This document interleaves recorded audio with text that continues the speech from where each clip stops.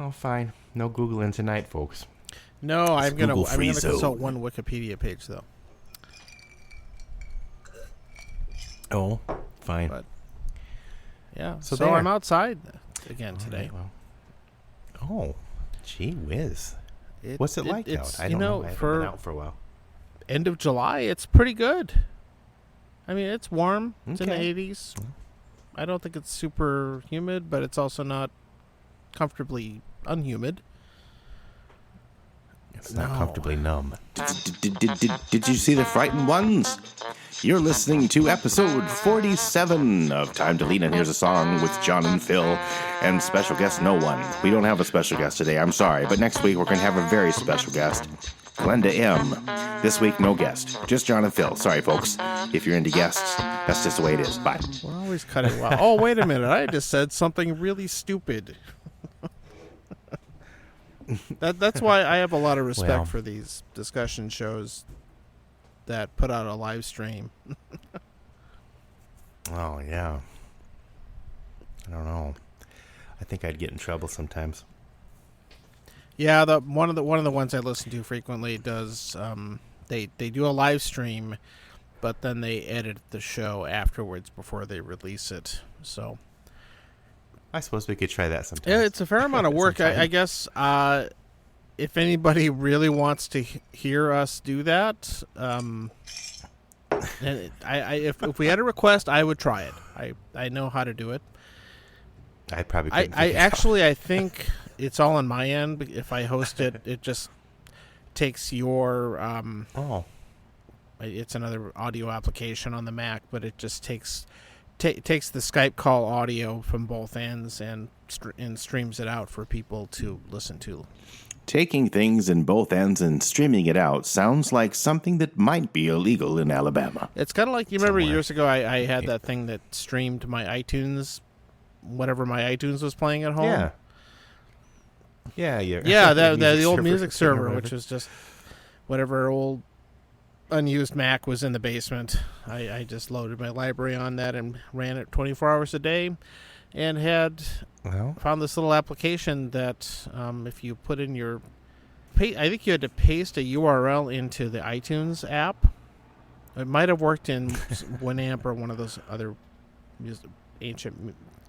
Oh, Winamp, yeah. I think that's what I used to listen to. I think it worked. I think it was some protocol that other apps could use, but it basically streamed I forgot about that Winamp. It was like a broadcast app. In fact, I think it was called Nicecast. Yeah, it was. Right. I remember listening to that at work sometimes. And it was fun because you'd have in between songs every now and then a random HHK quote because I would show loaded up them into the library so they would show up randomly. And That for a was while that was a great way for me to listen to my music library. And of course now I just have it all loaded into iTunes Match so I can stream it all. Anyway, blah blah blah. What are you drinking? I don't know. Well, I had a scotch and soda, a scotch by soda I call it, but it was every now and then John will get me a big old jug of Costco scotch. Yeah, the non-age statement that. blended. Yeah, it's good with soda. Fine. It's not even that bad. No, I sometimes drink it. I don't know if I'd try a lot of ice. I don't think I would just sip it. Yeah, it's very. I'm sure we've talked about it, but it's definitely low end stuff. But I've had worse. That can be the sales blurb, right? But I'm not sure there's anything really cheaper than it though either. So for the money, it's great. Right now, I'm drinking a Cedar Ridge Malted Rye whiskey from Iowa. Yeah, tell us about that. You mentioned the other day that you'd gotten it. I thought you had gotten their bourbon, but you got their malt whiskey. No, I actually thought I got the bourbon as well. I've seen them. I think they also make a rye and some other stuff. They years ago when they started up, I think they just had a bourbon. So the malt whiskey is kind of new. Right. I thought you might be more interested in this than when I initially talked to you about it. But it's malted rye whiskey. Oh, funny. So it's I'm not getting an. I don't know. I'll save this for you to try it so you can compare it to stuff you've had. But basically, it says it's spicy like rye and sophisticated like its Scottish cousin, with a malted rye grain. It's really one of a kind in the distilling world. And it's growing on me. So does it say? It doesn't have an age statement, the makeup though. of what grains are in it? Well, I'm guessing there's rye. No, I do wish it had more information. I guess I could Google the darn thing, but I didn't. I just have the bottle. But it's always got a batch number and bottle number and that kind of thing. Because it's small. They're small, man. To me it has I'm going to say, I'm just going to guess. I'm not a whiskey expert, but do you think that if it has corn in it, that it has a little bit of a lemony sort of citrusy sort of taste? Do you associate that with corn? Some corn whiskey will give me a little of that. I don't know if that's what I would first. I always think more sweet notes, or well, I mean bourbon. I always get vanilla from in the nose, but it's. But sometimes that's out of the taste in the nose, too. Right? Hey, this podcast lets you listen to somebody smelling whiskey. Not all podcasts can say that. I can't even say podcast can say that. Not all podcasts can say that. Cask strength. I quit. I don't know on the nose. I can't. My nose is screwed up. No, but it's. I'm going to guess. Well, it is from Iowa. So it's right. So I cheated. I did look it up. So it's a rye whiskey. Okay. It's just, let's see. It's a process usually done with barley, like malted barley, Scotch, aka. The rye grain is soaked in water until it germinates, then blasted with hot air to stop germination, develop flavor. They listen to our podcast. It's blasted with hot air. So yeah, it's 75% malted rye. So it's a heavy rye. There's not a ton of corn in it. I'm not sure. It doesn't. This site doesn't say what else is in it, but I'm guessing the rest of it's corn. Okay. Well, I'm wondering why I'm just wondering why I'm not. It definitely is spicy, but it's not as smooth and sweet as I'm not saying it's like medicinal, but it's not as smooth and sweet as other rye or bourbon. Okay, so this particular review, I'll tell you what they taste in it, and see if you agree. Okay. The nose is fruit, grain forward with hint of smoke and pleasant spiciness. A tiny bit of smoke, maybe. Call to mind freshly baked blueberry pie. That's not what I was getting. Somebody was freshly baked when they made that review. The palate, spice, and dark fruit. They say the finish is again more berry, and there's a little smoke aftertaste. Toasty cereal notes linger on the palate. Well, I'll go with that. You're probably getting that toasted grain. Cheerios. I should try it with milk. No, there was a Marlon Brando. I think there's a drink called a Marlon Brando or something like that. I think he drank scotch with cream. Is that right? I don't know. That sounds terrible, but it sounds like something he would drink. That sounds anyway, really good. What are you actually, drinking? I will have to try that. I'm curious.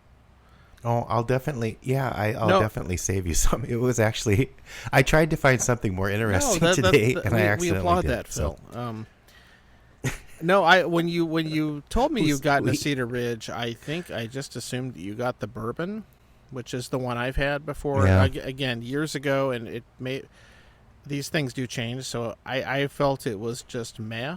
It was not amazing, and I hadn't bought it since, but. This makes me more interested because I do see. I mean, it's very obviously easy to find around here.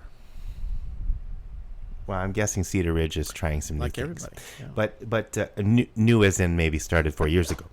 But I got it. The place I got it at is just my corner place. It's usually a few dollars more than other places, but it's close.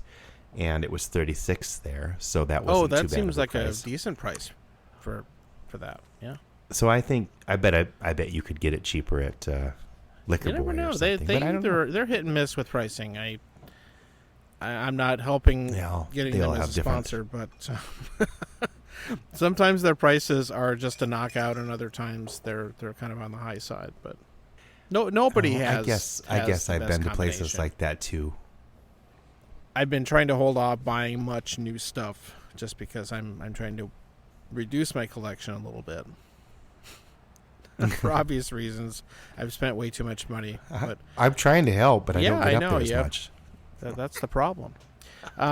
One of the brands I do like in Scotch quite a bit called Ardbeg. They're an Isla Super Peaty one, smoky. Oh, they have a new version out called the Wee Beastie. And is that like some kind of Dr. Trump demon sex thing? Or is Dr. Trump? No, sorry. Whoops. I meant one of Trump's I know doctors. what you're talking about. I hadn't heard Dr. Trump. I don't mean... Actually, isn't Trump's accident. niece the one who just wrote the book? Isn't she a doctor? I didn't mean to accidentally make this topical, but the whole demon sex thing is pretty fun. Quote, fun. Anyway, sorry, back to where... the Wee Beastie is it. I don't know. I heard it. I heard this from Ralphie. He commented on it and said he couldn't find it in the UK, and I've seen it here, and I might try it. But the thing that's interesting is I haven't bought one, and I kind of decided, I'm okay. You might need to with your I'll recent get to that good in a news, second. but we can talk about that later. It's Ardbeg is normally sold in the 10-year expression, which is kind of the standard issue. They also make some no age statement ones that I think are older and more expensive, but this is a 5-year Ardbeg, which is kind of a new thing. And I think so. It's a relatively high proof. I think it's sitting around almost 50% alcohol, which is high for Scotch. How do they land on 5 years? I wonder. That's kind of interesting. It's all in probably what they they wanted to try something different of age and how much they have on hand and all that stuff. But it's 5 years old, and which makes it Scotch can be a little bit rough at 5 years. Although I've had some that's really good, but I rarely have Isla /smoky /peaty whiskeys at that age. They're not common. And I think this is supposed to be kind of here's what Ardbeg tastes like when it's really young and hasn't mellowed out as much in the barrel. And that's the way I've read about it. It's also reasonably priced, so that helps. These days, Scotch has been even more expensive. And this was, I think, around $40, which is not bad for a brand like that. No. But the reviews say it's really quite good, and again, a little bit more of a beast. I think we should make a Scotch called the Weeping Demon. That would be a great Scotch. I'll have to make some get some contacts. We'll probably have to buy like one barrel or something. Yeah, we'll make our own. People buy barrels of stuff and make custom blends, so maybe we could just do that. Yeah. Time to lean's Weeping Demon. Okay, here's I bought these barrels so I could make my own blend of Scotch, and now I've got to sell 2,000 bottles of it. Okay, that's a bad idea. I mean, we have been getting quite a few downloads. We're over 1,000 according to our current host. So. Of downloads, but like over 1,700 over 1,700 listens or something. That's great. I don't know. I love it. Yeah. Well, thanks everyone, and of course our New Zealand listenership went up for some reason. I don't know. It went up, but 100%. basically, which is up to like 1.7% of the. I sorry, I was looking on the. I don't normally get into our stats, but I thought that was interesting. I am drinking 1.7. I'm drinking rum today. What are you drinking? Sorry. I'm drinking one I've talked about before. It's called Dooley's 12-year Barbados rum, which I still had some of that. That's how I probably talked about it a year ago or something like that. So that's how long it's taken me to get through some of the bottles in my collection. But I chose this because, again, back to Ralphie in his YouTube videos, he mentioned that he was talking about rum this week, and he mentioned it because there's a day called Black Tot Day. Have you ever heard of this? Okay, tot new to me. Tater tot. Black Tot Day. Yeah. The 50th anniversary of the original Black Tot Day is coming up on the 31st of July, so that's on Friday. 2 days from now. So it was first 1970. Is somebody burnt their tater tot? Yeah. No, it's nothing to do with potatoes. But what it is it's the last day in which the Royal Navy issued sailors a daily rum ration, which was called the Daily Tot. I knew about the rum ration stuff, obviously. But I didn't know it was called the Daily Tot. Black Tot. So it's like the day it died. And it's got to be like the Black Plague or something. If I had this to do, I would open a pub called the Daily Tot. Or the Black Tot. I don't know. Maybe not. The White I won't Tot. free associate.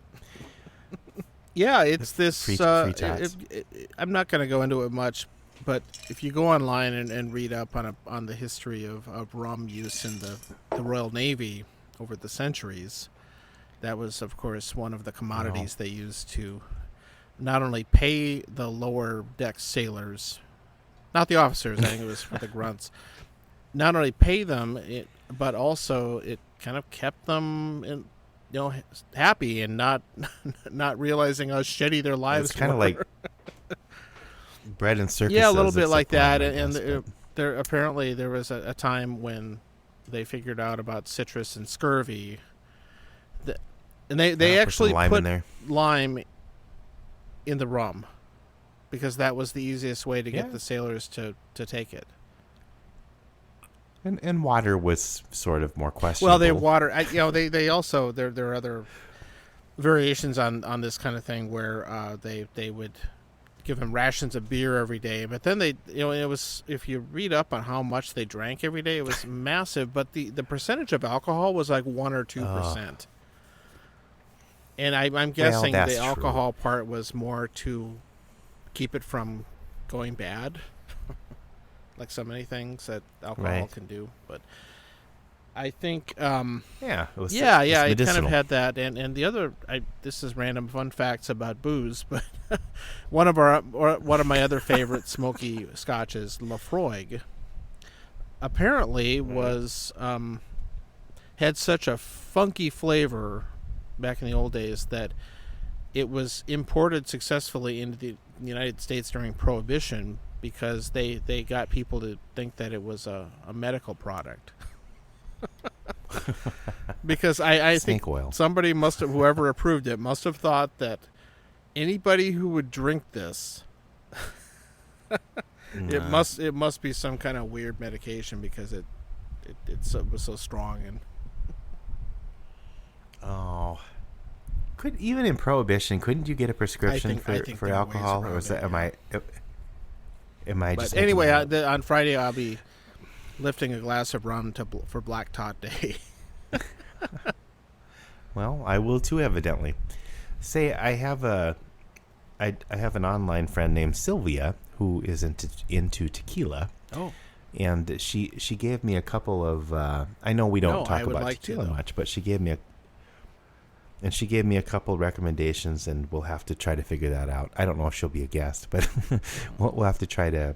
We'll sample with her on our live stream. But yeah, so I'll get you that later. I don't know why. Sorry, that was awful. That's what we'll call it though. Awful's okay. Yeah, I guess. I don't know. So yeah, the other thing I'll point out is I finally this week got the notice that I get to go back to work. So that's really good news for me. I was getting pretty stressed about whether I would go back at all. And you're out of Uncharted. I am, games. and I just finished which I can talk about a little bit, but I finished the other game I was playing. So yeah, The Last of Us, which boy, that if you don't mind something kind of dreary and dark, it's really, really good. The reviews are not off the mark at all. It's the storyline. It has a lot. It's very derivative of a lot of zombie stuff, but really good voice acting and some good story and twist things go on in it, and it, especially if you like kind of post-apocalyptic landscape stuff where you get to wander around in burned out cities and stuff like that, and it's really good though, which we all might get to pretty soon here. But yeah, it's I just from what little I've seen from that company's done with video games, from the videos you've shown me, or I watched you play for a while, but you can tell they definitely put some time into the story and the voice I was paying more attention to the voice acting, of course, but it was fun. Yeah, you'll have to check some of this one out. And the interesting thing is that I pointed out before how cinematic these games are, and the credits not only credit the voice actors and all the technical people, but the game. This particular game had a director of the game itself and a creative one of the story and the acting and stuff had its own director and writer. Yeah. Oh my goodness, that's basically it's very much like a movie. And of course, I think for this one they hired a real film composer. I forget the guy's name, but he'd done some real films. And Gustavo Santolaya, I think. Fred Carlin. No. He made the one who did Westworld. I don't know. I'm sorry. I love that soundtrack. Yeah, he also did the TV series music for The Man from Atlantis. Oh, classics. Where he did the theme from it. Oh yeah, it's good. He did some good stuff. I want to say he's no Marconi or whatever. I saw Fred Carlin once. You saw Chris Fred E Carlin? would know. Right. Chris got to meet Fred Carlin at UW. He got him to sign a copy of On the Track. So there. Somewhere in college back in the distant days, a composer. He was either him or somebody else, and it might be somebody else now. But I swear, like, for some reason, he came and I listened to a talk or something he gave. No. I'm definitely ask Chris about that. Chris I about might be that, completely off base and too much. That's almost too much as cool taught, as the international. That's almost as cool as the. No, I don't. Maybe that's cooler than the international Theraministas. I don't know. They're both cool. No. So anyway, I'm happy to be going back to work. It's in a couple weeks here, and I don't know. I like a lot of people. I really thought I was going to make use of this past 3 months to do all sorts of great things and read some novels. And you did more landscaping. I did some yard work, but I really don't think I've accomplished a ton. No. Not like I thought I would. Because you think, I've got all this time. I'm not working my job, and I'm home, and I can do things. And boy, you figure out really creative ways to waste time. To not do something. I mean, I played games, and I've gotten more films watched and all that. So it hasn't quite like that. But I feel a little disappointed in myself. Well, there's a lot of that going around, and people are saying, don't get so hard on yourself. But I mean, it's okay. I don't. speaking only for me, I had all this time, but I also felt kind of this background oppression. I don't know. It kind of is an energy sapping thing where you don't feel really inspired to do productive things or. It's yeah, like exactly. A weight. Again, between the job thing and everything that's going on in the world, worrying about stuff. Oh no, I think all of us. I mean, sucks it up. Even though I haven't, I haven't been, I've still been at work, but I can relate to that from my days off. I mean, it's like there have been days where, you definitely feel that. I mean, anybody that has any sort of empathy or just intellect or whatever is the word, I guess, emotional intelligence or anything like that, you just feel weighed down sometimes. I mean, it's kind of like depression. Yeah, I call it low-level depression, maybe. And I don't want to be insulting to people who have real depression, because it's not that, but... Well, I don't... Mild. I think there are... I'm not a psychologist, but I guess I could call myself Dr. Phil. What the hell? Everybody else is a doctor. You're about as much of a doctor as he is. Thanks. I should make some money selling. Dr. John. Yeah. Oh, I like Dr. John. Been in the wrong place. Yeah. Okay. We are now. I need. The funny thing is, I wasn't going to take a break. I thought,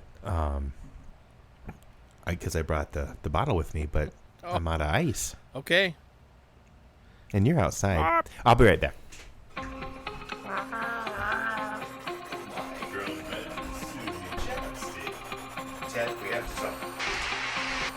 I gotta catch my breath from going up the fucking stairs. Oops, I swore. Could have been a non-expletive episode until I said fucking. Hello. That was fast. He took the stairs. Well, I think I went a little too fast. Like I was saying, I'm a little winded from going up the stairs. My COVID body is not something. Maybe I was possessed by a demon. I don't know. So I switched over to something else. I'm done with the rum, and I got some Johnnie Walker Game of Thrones Song of Fire. The two latest and maybe last. I think they must be about done. Of the Game of Thrones release ones, and they had a Song of Fire and Song of Ice. Oh, is that? I don't know enough. I've never seen the show, but there's like the dragons are fire or ice, aren't they? I think one of the books maybe have those in the title too. Okay. Song of the South Scotch. No, what was it? No, it'd be bourbon, right?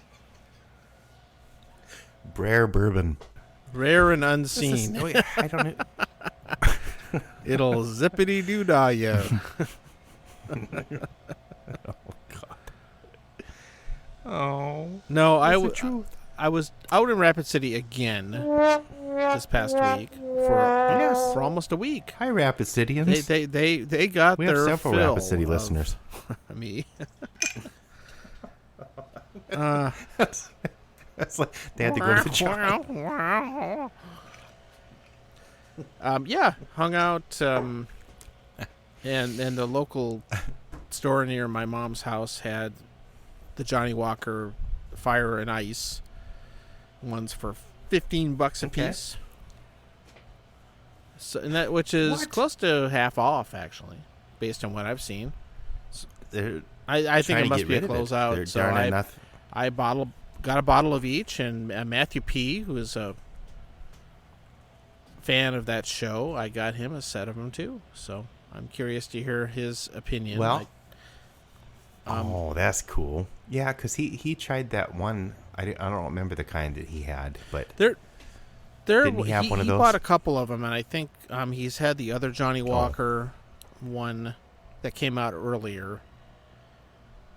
He might have the whole collection. Yeah, I don't think he did. He's not a big Scotch person, but He's had a couple of them. The single malt ones were kind of hit and miss. A few of them were good, and some of them were kind of blah, and mostly overpriced, as you'd expect. And the Johnnie Walker one, so as you'd expect, the Song of Ice one is supposed to be a cooler, milder, not smoky one. It's good. I think on ice it's quite good. It's, for that price, it's really pretty decent. Although, if I paid a lot more, I would have been pretty irritated. Well, whatever it was originally, it's not worth its original cost. It's say Johnnie Walker Black Label is better than either of these. Which is kind of their. It's not their cheapest, but it's the second to lowest, and that's a 12-year blended Scotch. Sad. The fire one is supposed to be smoky, but the last time I tried it, there was barely any smoke in it, and so I feel like they missed the boat on that one. Yeah, they phoned that one in. It was something they had left over and said, there's if I look for it, there's a little bit of smoke in there. I mean, kind of. If you drink it on ice, it doesn't taste smoky at all, but tasted neat, it has a little bit. See, I'm wondering if that's with the Cedar Ridge, because I'm not getting any smoke, but I'm having. You really want to try it neat to get. I'll some have to of try it those without flavors. ice. Normally, when I get a new whiskey, I try it neat first, but I don't know. It's summer. Yeah, it's kind of a different smoke. That's a good title. Diff'rent Smokes. No. To save the world. That's the song, too. Diff'rent Smokes to rule the world. Is it save the world. Yeah. Rule the world. Games of Fire. Games of Fire. Yeah, whatever. It's okay. There's else? a little bit of. It's almost, if I ever taste American smoky whiskey, it has almost that barbecue flavor of smoke as opposed to the peaty smoke that you get out of Scotch. And this almost reminds me of an American smoky whiskey. Well, they probably are using different. They're probably not using heat. With Johnnie Walker, you just don't know what's in it, and it's okay. It was Chinese. It's barely Chinese, smoky, isn't though. I kind of have to look for it. And it has this cool bottle. It's all red and black with this huge dragon on it, and boy, with that visual look, it ought to blow you away with smoke, but it really doesn't. Oh, that's sad. You're paying. Well, the for bottles bottle. are actually very, very pretty. So They should have a Star Wars Scotch or Star Wars whiskey for Matt P. I bet Disney would never let that happen. Dark. Oh, Disney. So wouldn't. No. They don't want it. Disney Plus might. Disney Plus isn't R-rated. In fact, they censor stuff. Like Hamilton. You know what? They should come out with it. Disney Extreme. Yeah, or it's like Hamilton lost an F-bomb and the movie Splash lost Daryl Hannah's butt or something. Oh, that's sad. I think she's dating Neil Young now, so he gets to see her butt. Well, good for them, those kids. David Crosby was upset. But Bing story. Crosby was okay with it. Hi, everybody. When light becomes you. I don't. Do you still want to talk about Phantasm? I still have that on the list. Bubba Hotel. Well, okay. Yeah, no, speaking of what we've been watching, we talk about that sometimes. And I did watch, in a previous episode, I mentioned that I watched the first Phantasm movie, and I'm sort of a completist, I guess, which is part of the reason I don't commit to really large things, because I have to watch everything. But I thought, well, there 4 or 5 movies, 4, I guess. So I ended up watching the whole over a period of many days. Like it kind of became more like a mini series, I guess. But I ended up watching the whole series, and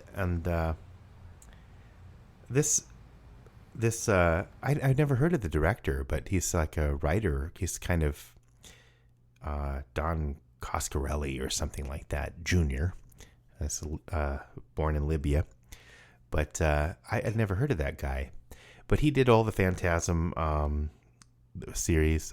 He didn't direct the last one, but he wrote it and co-produced it or something. But it's I don't know. I mean, for some reason, in the second one, the child actor was replaced by a different actor, but then the other guy came back. But it's, every few years they had a movie, so that kid actor became an adult, of course, and I don't know. I think it was the way they worked it out was kind of clever for low budget stuff, and it was kind of creepy sometimes, and it wasn't incredibly gross. I mean, there were some gross things, of course, but it got more and more into dimensions and alternate reality kind of things. But then I was I don't know what I was watching it on, but you can, I think Vudu or something, and you can click and say other works. They don't say works maybe, but other titles by this director. So I was, who's this? But the guy did Bubba Hotep and John Dies at the End, and I'd heard about those movies. Bubba Hotep I had heard of. That sounded interesting. or funny. It is. I mean, I'm not so you watched Bubba Hotep also? I suppose.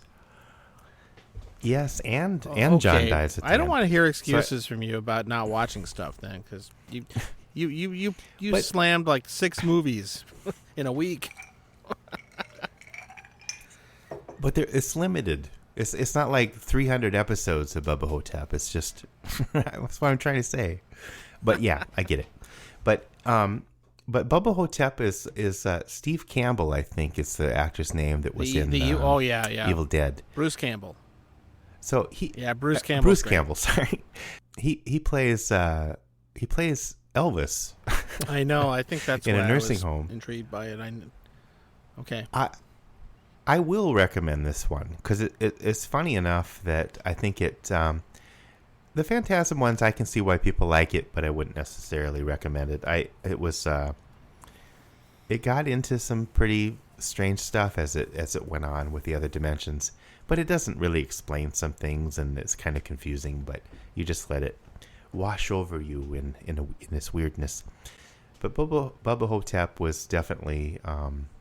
So, for instance, one of the other characters in the nursing... So, it's basically Bruce Campbell plays a character who is Elvis, but he traded places with an Elvis impersonator when he was younger.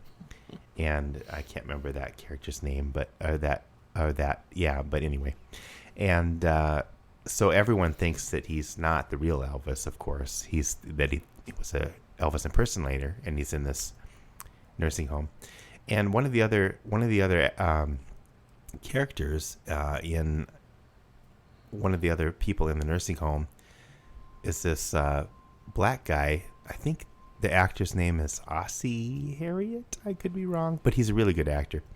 And he says he's JFK. and Ossie Harriet? I like Ossie. I think that's his name. No, I may be combining two different things. I mean, that would be funny. But anyway, whatever the actor's name is, you'd know him when you see it. But I will. I'm getting the name wrong, probably. Ossie Davis. But yeah, he said, yes, I'm JFK, and they dyed me black, and I have a lump of sand where that part of my brain, in my skull where the part of my brain was blown out, and I don't know. But anyway, they have to defeat this a mummy. That's all I'll say. That sounds a little bit like that movie that came out years ago called Mystery Men. You remember that one? It was that weird. It's a comic book movie, but it's like a bunch of real. Yeah. It's like. Oh yeah. So back in the old days, in the HHK thing, we made this fake thing of that we're going to be like superheroes, but Saturday morning cartoon ones like the Super Friends, and it was super duper friendly friends, and we had all these, which I may have released as a song a while back without any context, but inside joke anyway. For sure. And they were all these really goofy somewhat warped superheroes. And back in, what was it, 1989 or whenever we made that, it seemed pretty edgy to us. You know, like having a superhero called the Human Bulge. Which, you know, we making fun of all the stuff that was going on, including Batman, and we called Bun Loaf, and you know, horrible jokes. Well, but this movie had kind of the shoveler. That's right. Had these goofy, slightly skewed superheroes, again from probably a comic book, and. Well, that's why I'm trying to remember the names of the Mystery Man. There was like the shoveler and which that's kind of reminds me of that, though. You know, the Super Duper Family Friends. I remember that we did. It was like a brainstorming. We probably spent 3 hours coming up with. I wish I could find that list because it was hundreds or dozens at least of superhero names, and we didn't use them all, of course, but we tried to cram in the best ones. And then Blake, my brother, did a drawing. I wish I could find that, but a drawing of them. And I don't know. We were kind of onto something. Yeah, I think we were a little ahead of our time. We never quite finished. It could be that the Mystery Men kind of thing was done before. The original was done before us, but we just weren't in that comic scene. But you know, it's funny how that stuff runs in parallel. But I think William H. Macy was one of the characters. That's right. Was he the shoveler? I don't think I ever saw it. I think so. Oh, okay. Never mind. I did go. I actually saw that in a theater with some people, and I don't remember who. Probably Blake and Jade or somebody, or maybe Sean. I thought you were there too, but maybe not. Yesterday. Oh yeah, Sean C. Friend of the show. 51. Sean. If you're listening, Sean, we'll have a toast to you. Now, here, I'm going to... Here's to Sean. Here's to Sean. We'll edit this out. So, that's cool. Yeah, well, I guess back to the Phantasm series, though, because when it was originally done, I don't think, like we said, I mean, some of the people weren't real actors or that, but the guy that played Reggie is kind of the constant throughout all the movies, and in the original ones, he's like an ice cream vendor. He's not the crypt keeper? No, that's... Oh, the tall man was the antagonist to the first movie. Okay, yeah. Yeah, and he was in throughout all of them. And the guy's name was like Angus Scrim or something. And I don't know. That may have been a made-up name. And that actor does show up in Bubba Hotep, and John dies at the end. This director has an ensemble. Maybe he's not in Bubba Hotep. Yeah. Yeah. Well, and the guy that plays Reggie, whose name is Reggie, shows up in Bubba Hotep too. But anyway, he did a thing. Do you remember Beastmaster? I think it was a TV series after a movie, but evidently he did that too. And I don't. It sounds familiar, but I don't really remember that one. And no, I'm not going to watch those all. I bet Matthew P. What have you been watching? Know about the Beastmaster. Oh, okay. Well, maybe we'll have him on. I'll have to watch some Beastmasters. So the one I'll point out that I watched recently that was great is this. It's another one of Dad's old movies. I'm behind on your blog. I think I did write about it briefly. It's a 1971 film called A New Leaf. Have you heard of it? Okay. I think this is where Adam and Eve changed their clothes. No? Sadly, no. That was dumb. So, this movie, it stars Elaine May, who used to be the stage partner of Mike Nichols. Okay, remember her? Yeah. Right. I saw a really good documentary about Mike Nichols, and which they mentioned she directed, I think. Okay. So Elaine May was his improv partner when they were on stage for a number of years. Yeah, I never heard of her. Yeah. She had a somewhat abbreviated film directing career, and this was her first film as a director and writer. She wrote and directed and was co-star. Okay. And I didn't know she directed. Yeah, well, she is unfortunately mostly known for, besides her association with Mike Nichols, she's mostly known for her colossal film flop in the 80s called Ishtar. I bet you've heard of Ishtar. Oh, no. She was directed involved it with and that? wrote it. And no. it was so Did she retire? so awful. It did such bad box office that she never got another job. Oh, that's too bad. I mean, that wasn't entirely her fault, I'm guessing. Yeah, that movie has a weird history all of its own. But this movie, though, is also has kind of a weird history behind it because Elaine May wrote it and directed it, and of course stars in it. But it also That was kind of unusual mostly back was, then, yeah, wasn't it? yeah. She was kind of at that time. It's a pioneer. Not that many women were getting directing jobs, unfortunately. Oh And yeah, writing and that's being in it? definitely was super unusual. Her co-star was I'll have to check it Walter out. Matthau, and it's an Wow. interesting little movie. I think you'd like it, Phil. It's a dark comedy, and it's basically the plot of it, which is awfully similar to the movie Arthur, which I'm also a fan of. But that's fine. There's probably this one several is movies definitely kinda a like darker version of that. But a rich playboy who is Oh, Walter good. Matthau learns that he is broke, and he's forced to take out a loan from his horrible uncle. This is And very like his Arthur. rich uncle says he has to pay it back in like 6 weeks. And so Mathau's Oh. plan is to find some rich woman to marry. that. Oh, okay. So that he can stay in his lifestyle. And so it's a very, I'll check it very out. cynical, dark comedy, and Elaine May plays this heiress who teaches botany at a college, and she's super klutzy and just awkward all the time, and everybody can't stand her and stuff. So he has to try and seduce her and all that stuff. And It's every woman's fantasy to be seduced by Walter Matthau. You know, what's it called A again? New Turning a New Leaf? yeah. Yeah, I wrote that down. Okay. I'd recommend it. I- It's parts of it are very funny, and the Arthur comparison is pretty apt because not only is it a rich playboy who has his money being threatened to be taken away from him, also yeah. he has this manservant who lives with him who's trying to help him and is kind of a snarky guy.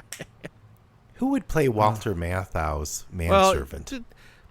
Who did they he's find kind of. for that? I think you'll right. I forget the guy's name, but he's a character actor you see in many things. He's kind of a snobby. I'm sure I'd recognize It's him. not like John Gielgud in Arthur, but If I had to guess, it was the actor George Rose, but I don't know.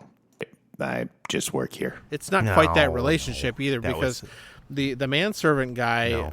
the butler or whoever, as soon as he figures out what's going on, they're having a conversation. He says, "Well, you have to, you can't be poor. You can't do this, and I really want you need to go find a woman to marry and all that stuff."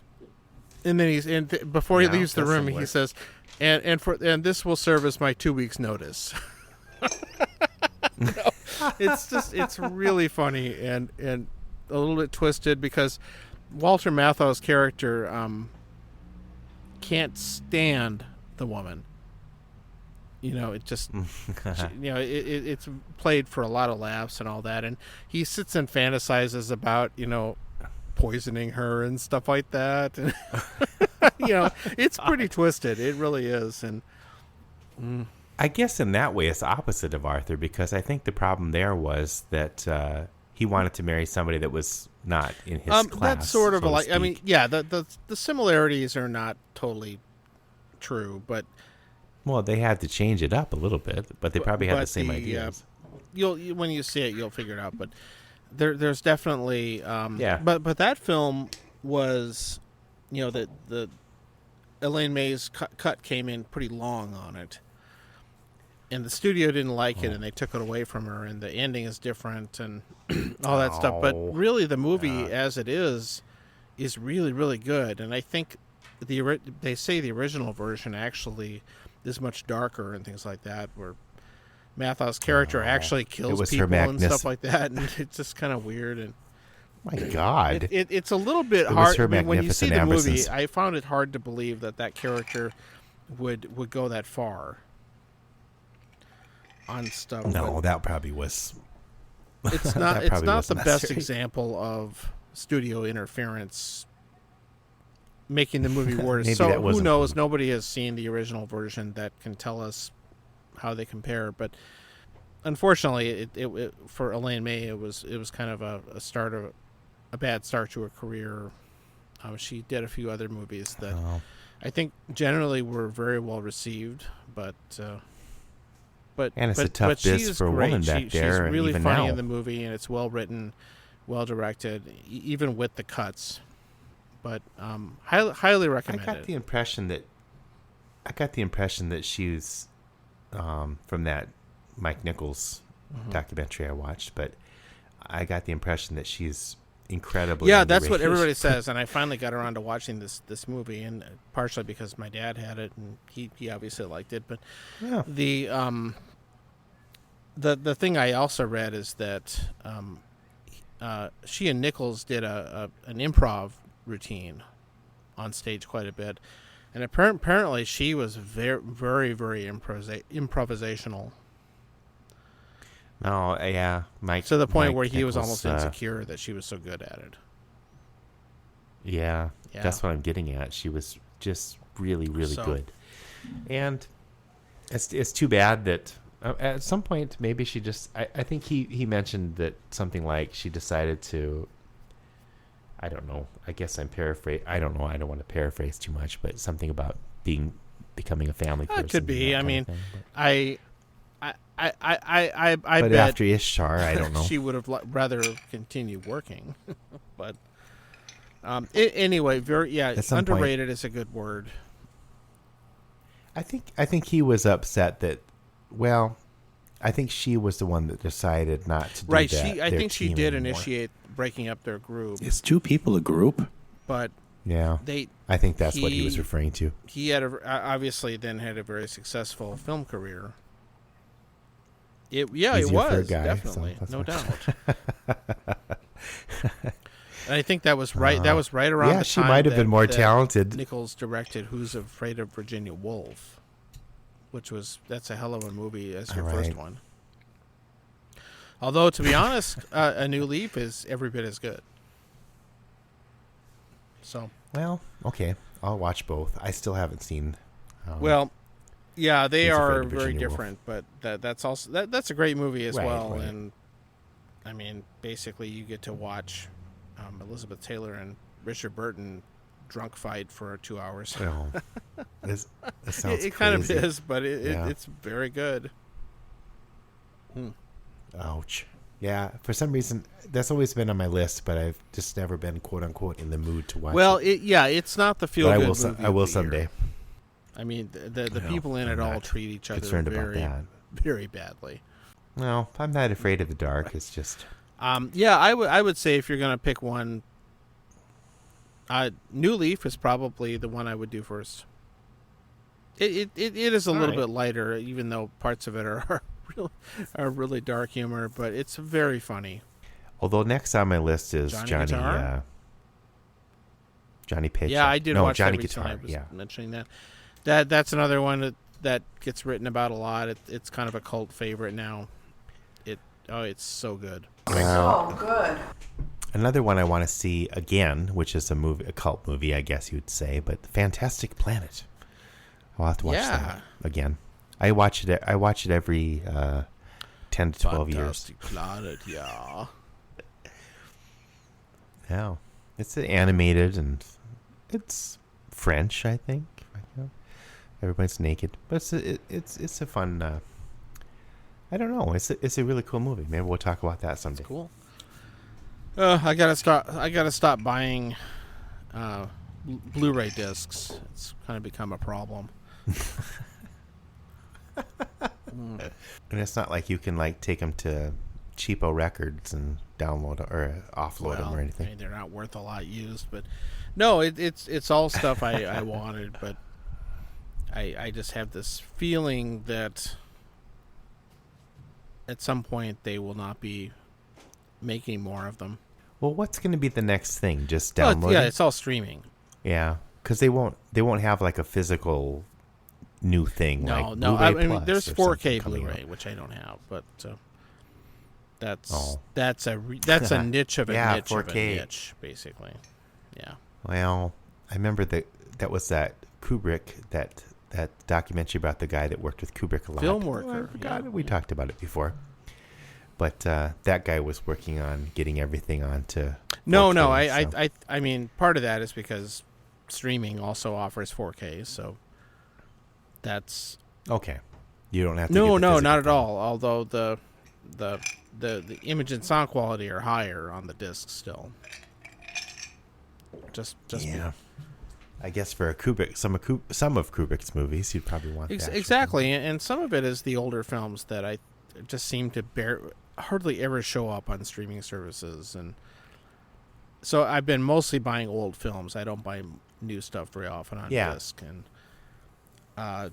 it's Criterion still cranks out quite a few of them. They're the big boys. There was a big sale where they were half off, so I bought a bunch.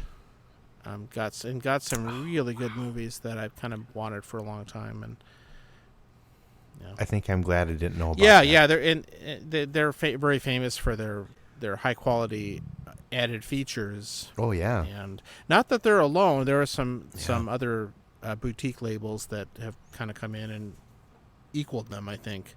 No, it's kind of like maybe it's the last hurrah for really high quality physical discs of classic movies. And yes, I do end up just ripping all the stuff and putting them on my Plex to watch on a. You make it digital anyway. They're all that's a pet peeve of mine, though, is when people say get the digital version. And what they mean is a streaming held in the cloud kind of a version. Thing is, DVDs and Blu-rays, they're also too. ones and zeros. Let's not forget about that. And so that kind of irks me when they say, true. "Oh, I have it on digital." It's like the little plastic disc is also digital. I know nobody gives a shit, whatever, but well, that's a pet peeve that people often make that difference. I know what they mean when they say they have it on digital, but they market it that way. Available on Blu-ray and digital. No, it's not just that, and they have to. I guess the marketing people couldn't find a better way to describe something that's sitting on iTunes or Vudu or whatever. Well, because back then I don't think there were terms like the cloud and streaming. I mean, when that kind of thing first came out. What they're usually talking about is that people they quote unquote buy a movie, and they get a little code, and then you have it in your little online digital locker. And I have some of this stuff too, and it's the thing that I get kind of grumpy about is the fact that because I'm old, one of those people. Get off my digital lawn. Jesus. It is technically you are just purchasing a license to view this stuff that is still held by the entertainment companies. Oh, that's annoying. And technically they can withdraw it if they get in a legal fight with whoever owns the film or the author of the book that a movie was based on, and all that stuff that and through no fault of your own, you can't watch your thing anymore. They can cut off access, and yes, it does not really happen very often.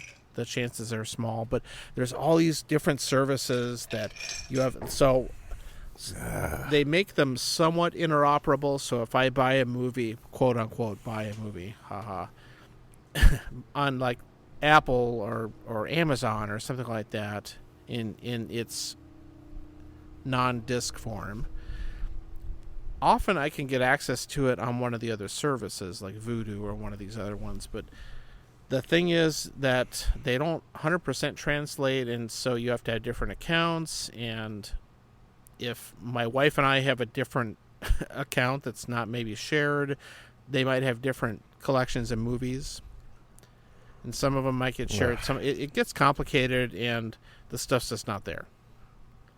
Whereas if I have a physical disc, it's right there, even if I've ripped it. And most of the time, there are a lot of movies I don't care about watching more than once, and then who cares, right? But that's why I've really focused on buying stuff that I know I want to watch more than once, or the rewatchability. So I have a problem. Well, plus I also discovered Amazon.co.uk, where I can import stuff and they have different special editions of classic movies, and some of them are not in print in the U.S.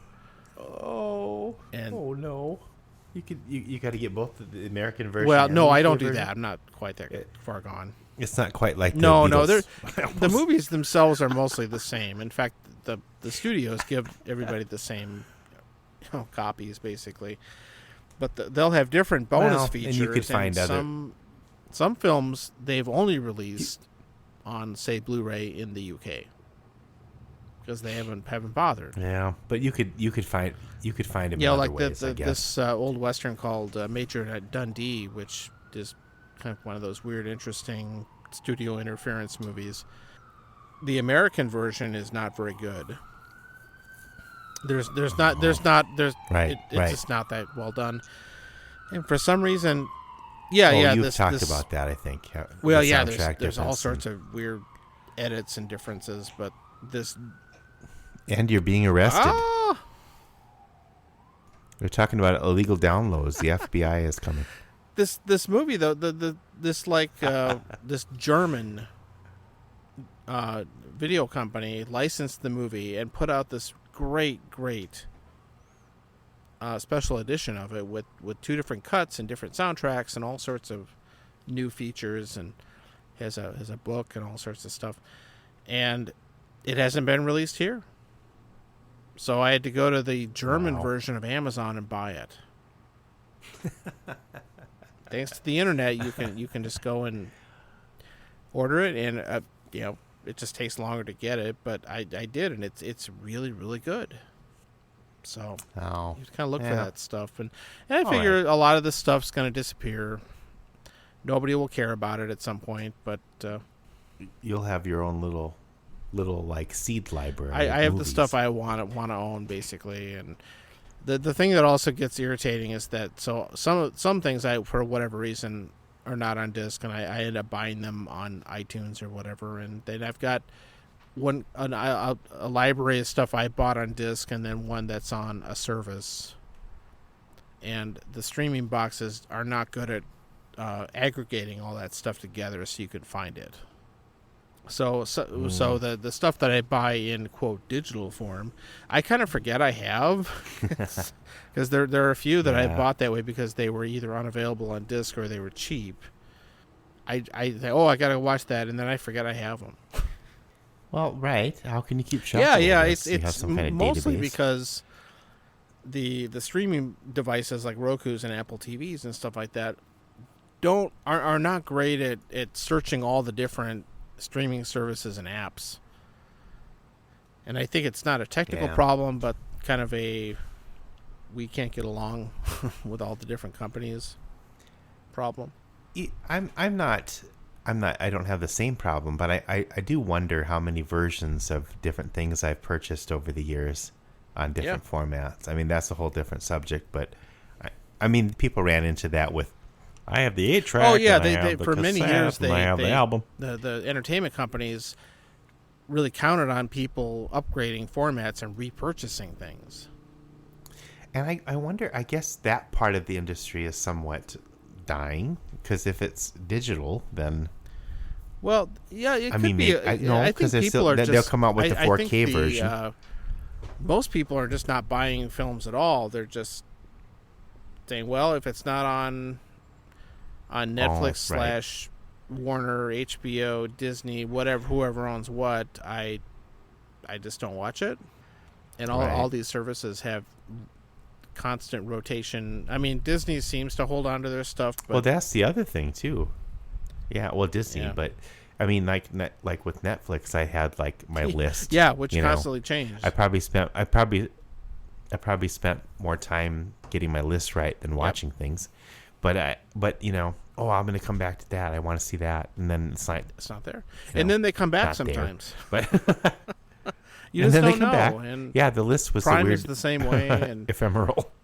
And like so this HBO Max thing launched recently, and they had this big publicity thing where we have all the Harry Potter movies or something like that, and now some of them are disappearing because the parent company had licensed them to somebody else. Oh wow! In the United States, Well, but not this in is other only markets, in or? the U.S., but Yeah, see that. Yeah, so that I've run into that with, or that's been an issue with Miyazaki. yeah. In movies. fact, HBO Max right now has the rights to the Ghibli movies. Not Yeah, just yeah, but Miyazaki. those are the ones people watch, and they do now. But I suspect, you know, whenever the contract is up, they will probably license it to somebody else. Well, but see, that is another argument for if there's something you really like, you want a physical copy of it. And that's why a lot of the big fans fans of those films, the Miyazaki films, they just buy the Blu-rays, and then you don't have to worry about it because they're, you know, if you're a fan, then you really want to own them. And that reminds me, I probably have DVDs and not Blu-rays of all of them. So I probably need to that's what upgrade they're at some counting point. on. and that's the thing. I some of the movies I have recently bought on disc are ones I had DVD copies, and they don't look so good these days on big TVs. Well, you've been talking about that with in reference to what's the term, degradation of the copies of CDs and stuff like that. Well, there's that, but the DVDs just, you know, they're standard definition, and the bigger and higher res TVs get, the worse they look. Oh, I know what you're saying. Yeah, no, I was thinking and some of the older films, they'll go back and make new scans of the film negatives and things like that, and they look fantastic. But of course, that all costs money. So, and part of it is that when a company funds a new scan or restoration of an old film, I like to support that by, you know, I figure, well, okay, I'll shell out $20 and buy this to financially support that, so they do more of it, because there's lots of classic film that they don't do that for. And I know. That, you know, when I can, I try and actually buy the disc, which is a real way of supporting it. But I don't know. It's tough. There's a lot of people like Spielberg and Scorsese will fund restorations of stuff that they are interested in as well, and so there's a lot of that going on. Well, especially he's huge in it, and there's a whole group of people that will try and do that. But anyway, it's fun. It's a hobby. I figure. Hey, someday they'll be worthless, and we're all gone and stuff, and we'll look at these discs and we're like, what is this garbage? I throw it away. Won't have anything to play. Yeah, exactly. It's like, well, it's all in the cloud. Although recently you were talking about converting. We were talking about converting some of our old VHSs to digital. So put them in the cloud. But yeah, that's weird. I have a VCR still. Yeah. And I had borrowed your converter for 100 years, and I had intended to convert some of my my plays, but I never got the plays that I was in college that were recorded. And never got around to it. That stuff's actually more important though than old, movies you might have sitting around, because you kind of are an archivist. I do. Though. That's a hobby of mine. So, because I know you've been helping other people. Well, I came back from Rapid City with a huge box stuff. of old photographs that I'm going to be scanning in over the next 6 months or something. Well, my brother Blake took those photo albums, but I think I don't know how far along he is on this. It's very time consuming. So but be glad somebody took them, because a lot of folks just toss them. And there's a lot of history there. Well, I might take one of them back. The first one, because my mom did them kind of by year for many years, and she didn't. But of course, the first year is just me. But I was like, well, I could scan that one, I guess. But whatever. I might have to get it back from him if he doesn't finish soon. Yeah, no. It's very time consuming. I did a batch of them recently, and it's important, and people love to see them, but. And then you end up with stuff where you think, who is that? Or when was that taken? Now, that's my grandpa always said with actual physical photographs, because he was showing me some pictures of his family. It's like, I don't know who these people are. They're cousins or something. Always write the name, always write the year on the back of the photograph and the names of the people that are in the picture, because you're going to forget. Yeah, that's right. We did talk about this when Faith Barnes wrote all those descriptions on hers. Yeah. We probably talked about that. Well, that's a sign we should wrap it up. Fine. I guess so. Oh, but then there was this one time. One time. Fine. I guess we are at about that point. Yeah. I'm out of whiskey, so. I'm out of whiskey. And the police are coming for me. No. No, sounds like you had a couple of race cars we're going. only a couple blocks away from the City Hall / PD, so. And soon to becoming a laundromat to replace an Italian restaurant or something. I mean, started I don't about need to bring the that stupid up. laundromat down the street that. I came back from Rapid City and I felt like it had doubled in size. I'm poking the bear. Jesus. I'm poking the bear. Well, John, go archive something, and I'll. I got some dinner to make. Maybe I'll watch. Oh shoot! I didn't eat dinner yet. Yeah, that's a good idea. Having whiskey and not eating dinner. Yep. That's not a good idea. It is sad. Sad. All right, man. Well, thanks, John. We'll do it again. Good night. Good night. Here's the song.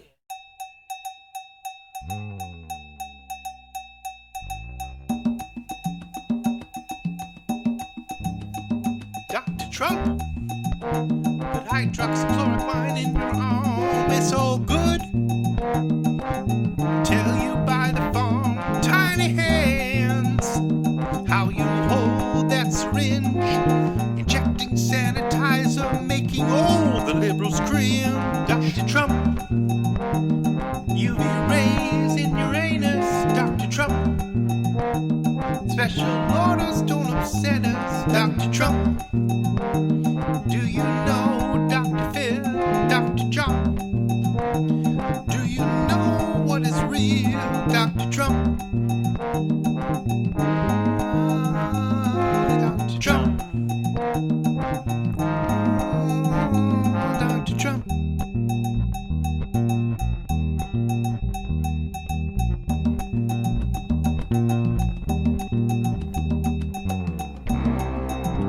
Let no man deceive you by any means, except there come a falling away at first, and that man of sin be revealed, the son of perdition, who opposeth and exalteth himself above all that is called God, or that is worshipped, so that he as God sitteth at the temple of God, sheweth himself that he is God.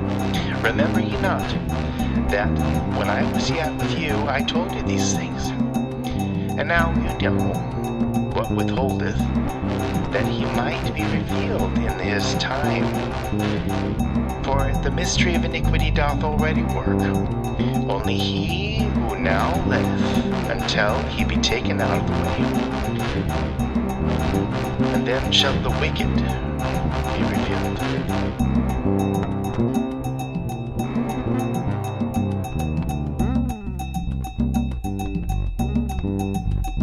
Dr. Trump, but hydroxychloroquine in your arm is so good.